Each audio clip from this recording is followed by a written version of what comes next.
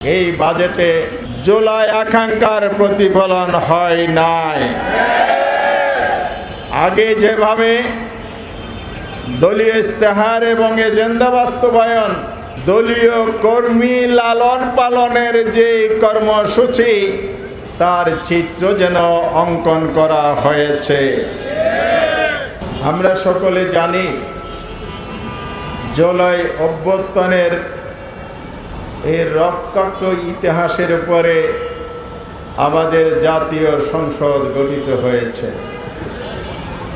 সেই সংসদে প্রথমবারের মতো একটি বাজেট বর্তমান সরকারের অর্থমন্ত্রী দিয়েছেন, যাতে আশা করেছিল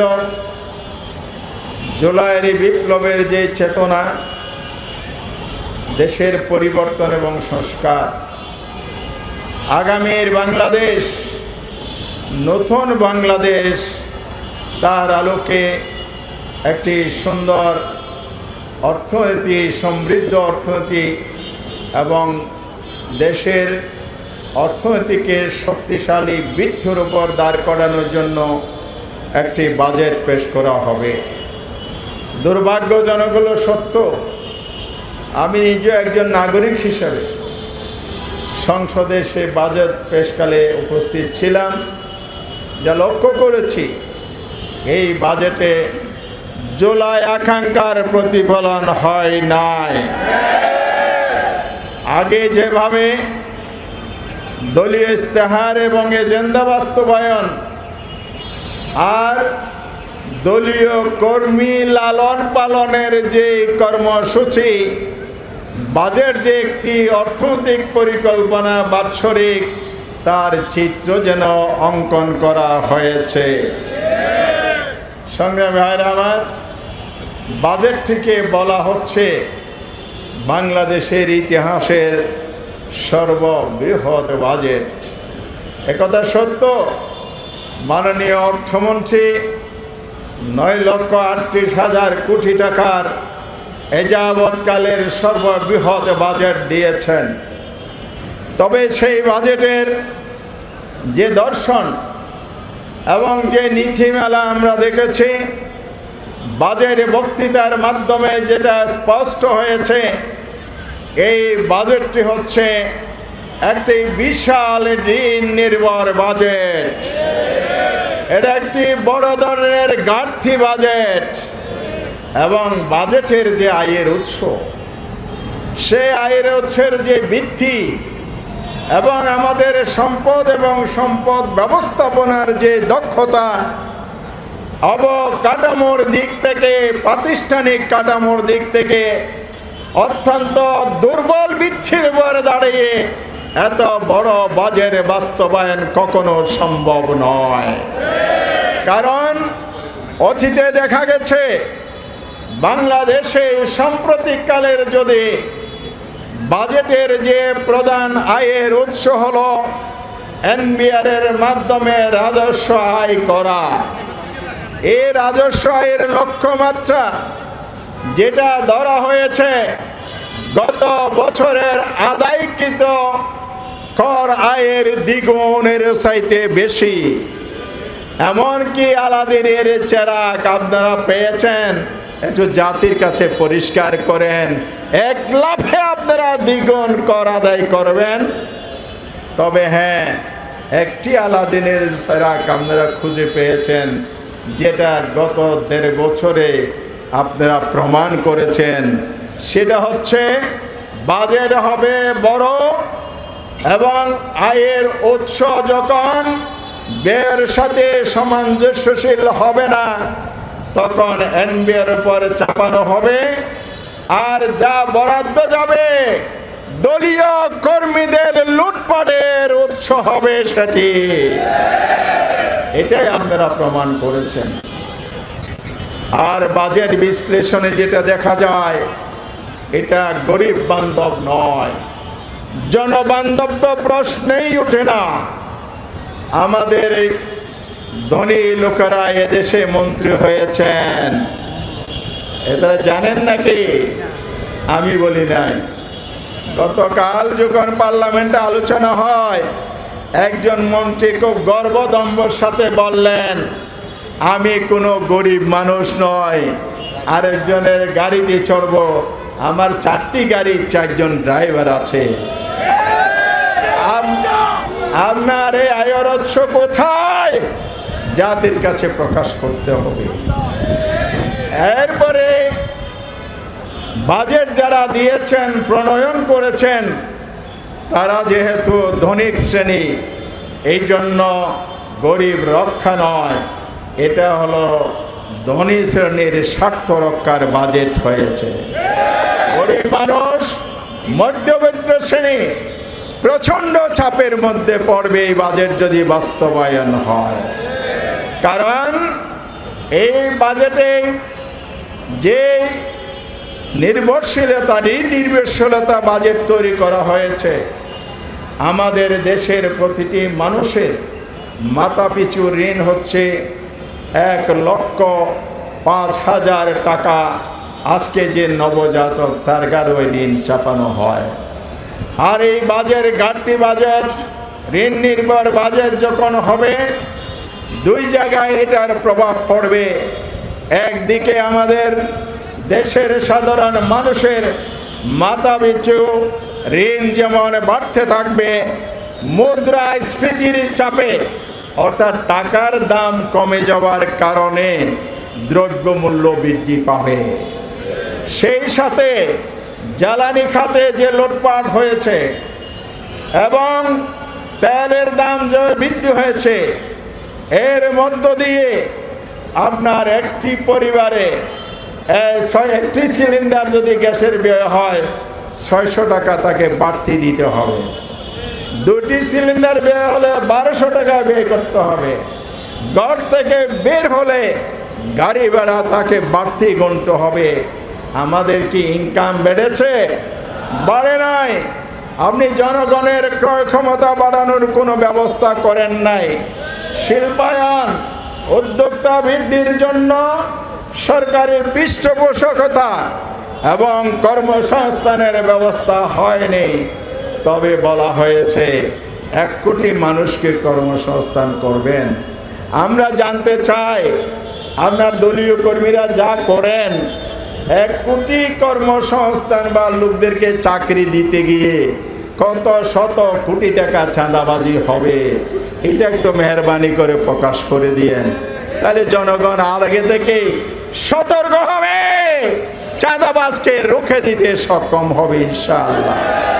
সংগ্রামী বন্ধুগণ, বক্তৃতা বাড়াতে চায় না। এই বাজেট বড় দুর্বলতার আরেকটা দিক, টোটাল বাজেটের 70% হচ্ছে পরিচালন ব্যয়। অর্থাৎ আমাদের দেশের যদি আপনি 100 টাকার একটি পণ্য কিনতে গিয়ে 70 টাকা গাড়ি ভাড়া দেন, 30 টাকা মালের মূল্য, গাড়ি ভাড়া কত? 70। এটাকে বলে পরিচালন ব্যয়, কস্টিং। পণ্যতে একটা দাম নির্ধারণ 30 টাকা, আর 70 টাকা আপনি যোগ করবেন। সেটা কিভাবে জানেন?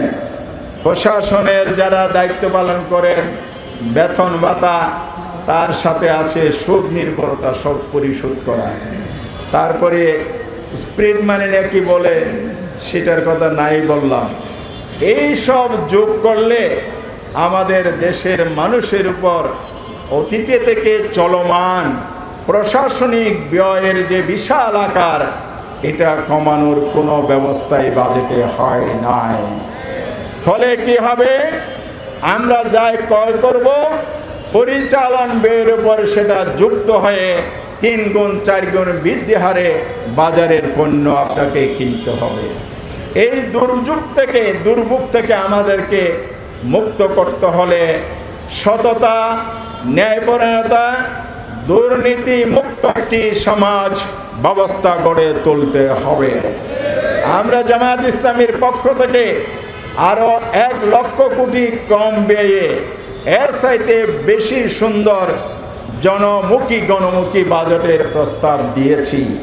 সরকার এটা বিবেচনায় নেয়নি, কারণ 1 লক্ষ কোটি টাকা ছলবলে কৌশলে তো যদি পকেটে ঢোকানো যায়, তাহলে জামাত ইসলামের সততার আর আমাদের প্রয়োজন বাকি।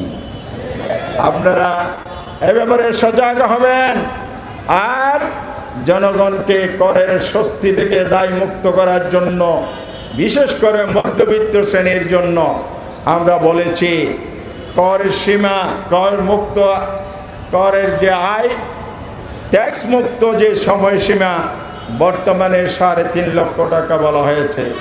জামাত ইসলামীর ছায়া বাজেটে বলা হয়েছে এটা বৃদ্ধি করে 4.5 লক্ষ টাকা করা হোক, এবং পর্যায়ক্রমে আগামী বছর 5 লক্ষ করা হবে।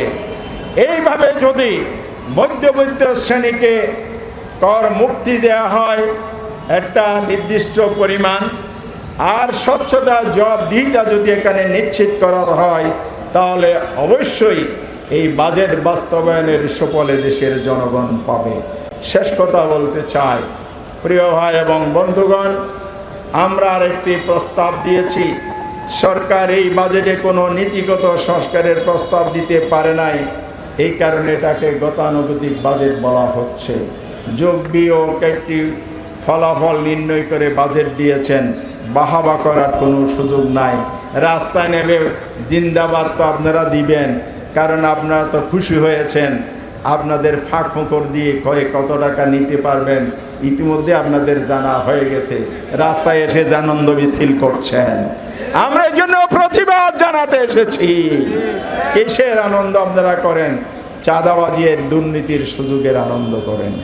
বাংলাদেশের এডিবি বাস্তবায়ন হয় না, টাকা ফেরত যায়।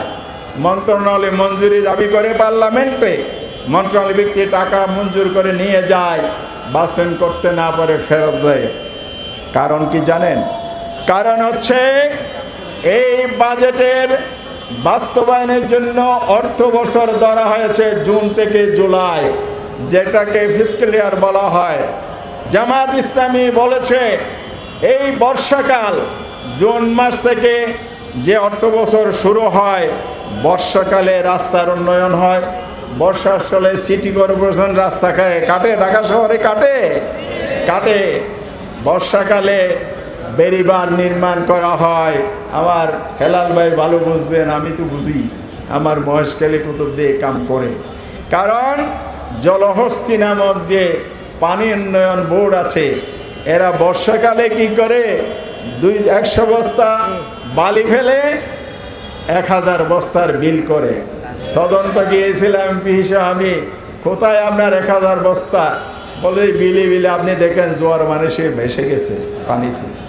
তা আবার পাশের প্রতিবাদী মানুষ ছিল আপনাদের মতো, ওরা বলে স্যার কালকে গভীর রাতে যখন জোয়ার হয়েছে, ফুল পানির ঢেউয়ের সাথে কতগুলো খালি বস্তা এখানে নিক্ষেপ করা হয়েছে, এখন ঢেউয়ের সাথে বিলে হয়ে গেছে, আর আপনাকে ফাঁকি দিচ্ছে। এরাই হচ্ছে সেই দুর্নীতিবাজরা যারা এক সূত্রে গাথা।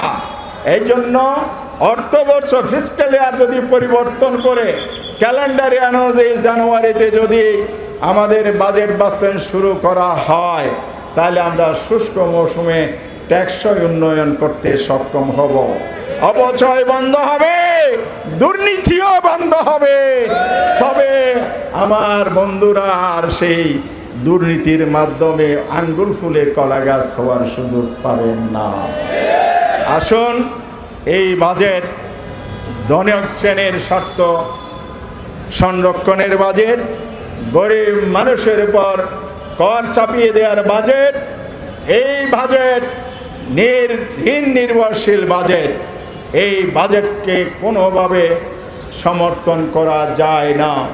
এই জন্য রাজপথের প্রতিবাদের মাধ্যমে আমরা মাননীয় অর্থমন্ত্রীকে আহ্বান জানাচ্ছি, সংসদে আপনি পাশ করবেন, বিরোধী দলকে পর্যাপ্ত আলোচনার সুযোগ দেন, জামাত ইসলামের বাজেট বিবেচনায় আনুন এবং স্বচ্ছতা জবাবদিহিতা নিশ্চিত করুন।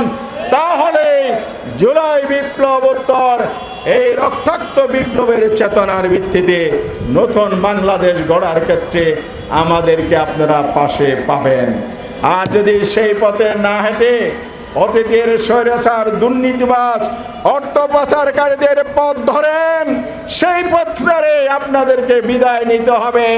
জনগণ সেই প্রতিরোধের জন্য প্রস্তুতি নিচ্ছে।